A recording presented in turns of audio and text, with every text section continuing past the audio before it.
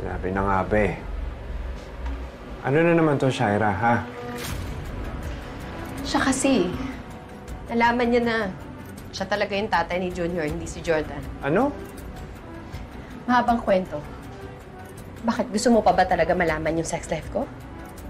Hindi. Pero ayoko madami sa gulo mo, kaya aalis na ako. Ha? Hindi pwede. Kailangan mong patayin si Jeff. Bakit ako?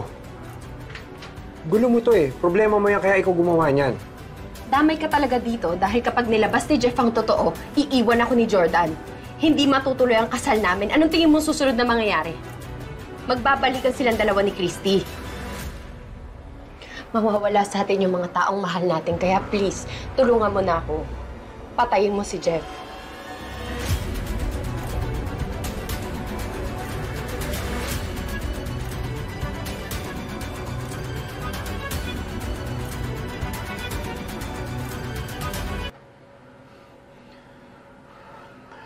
Shaira, nagkamali ka na nilapitan.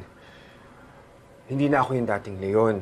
Tinalikuran ko na ang mundo ng karahasan. Kaya kahit magmakaawa ka sa akin ngayon, hindi ko papatayin si Jeff. Sigurado ka ba talaga dyan sa gusto mo? Baka pagsisihan mo. Kasi pag iniwan ako ni Jordan, ikaw din, mawawalan ka. Iiwan ka din ni Christy. Magbabalikan silang dalawa. Hindi na sila magbabalikan dalawa. Dahil sinabi sa akin ni Christy na nakakalimutan niya si Jordan, kaya malabo nang magbalikan yung dalawa na yun. Kuya, please. Makinig ka sa akin. Ito na lang yung huling pabor na hihingi ko sa'yo. Tulungan mo ko. Hindi pwedeng malaman nila yung totoo. Kapatid mo pa rin naman ako, di ba? Pamilya pa rin tayo.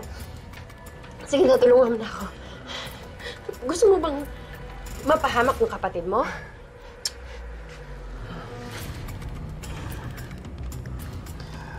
Ano mo, Shaira, dahil kapatid kita, hindi kita isusuplong sa mga pulis. Kaya kung ako sa'yo, pakawalan mo na yang si Jeff.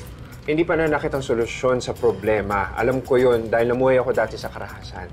Napariwara nga ako dahil sa mga mali kong desisyon, di ba? Kaya huwag mo kong tularan. Pakawalan mo si Jeff.